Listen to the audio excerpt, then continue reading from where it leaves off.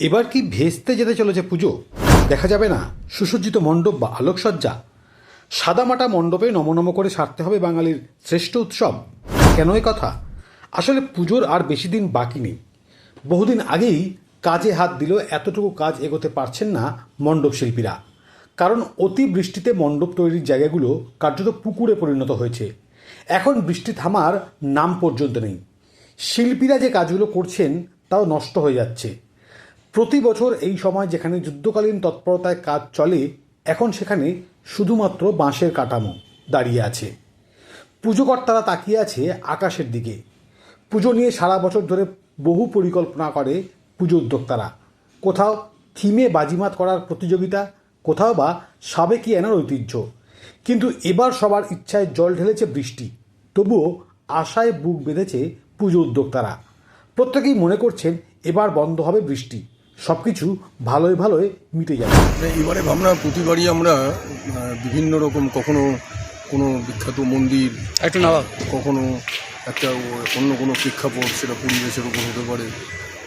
তো আমরা এরকম ধরনের ভাবনা চিন্তা করি। তো এই বছর আমরা ভেবেছি আমাদের ভারতবর্ষের অন্যতম যে স্বর্ণ মন্দির, অমৃতসরের স্বর্ণ মন্দির, আমরা এবার স্বর্ণ মন্দিরটাকে তুলে ধরার চেষ্টা করব। এক টুকরো অমৃতসর, পাঞ্জাব, আমাদের ছাত্রমিলন সংঘের যারা দর্শকরা যারা আসেন, তারা অনেকের পক্ষেই অমৃতসর যাওয়া হয়তো সম্ভব হয় না, কিন্তু ওই 5-6 দিন আমাদের এখানে মন্দিরে এলে তারা কেউ তফাৎ কিছু খুঁজে পাবেন। আমরা চেষ্টা করব অমৃতসর মন্দিরে ওখানকার পরিবেশ, ওখানকার মন্দির এবং ওখানকার যে রিচুয়ালস, কালচার, আমরা সমস্ত কিছুই তুলে ধরার একটা সার্বিকভাবে মানুষের কাছে তুলে ধরার চেষ্টা করি।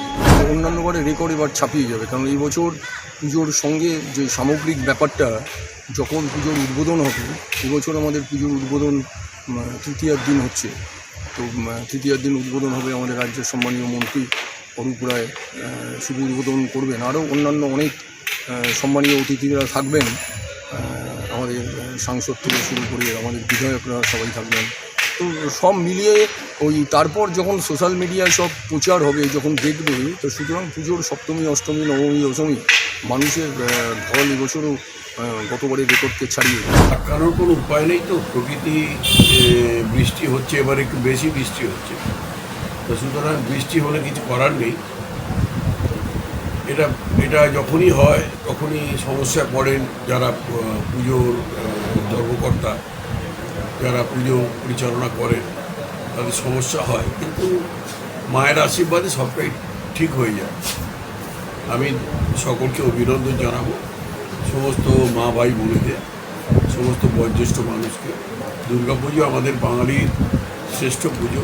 বাঙালি এই পুজোয় সারা বছর অপেক্ষা করে, স্বপ্ন দেখে নানা ধরনের পরিকল্পনা করে।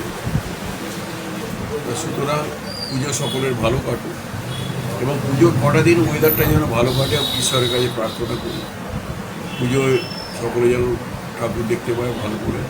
হরিণা মা দুর্গা আসছেন, মা 1 বছর পরে। সারা বছর অপেক্ষার অবসান হচ্ছে। কদিন আনন্দ করা, সকলকে আমার অভিনন্দন জানাবো। দুর্গাপুজো এ রাজ্যে শুধু একটা ধর্মীয় উৎসব না, এখানে পুজো মানে একটা শিল্প, একটা ভাবনা, একটা পর্যটন, আর বহু মানুষের রুটিরুজি।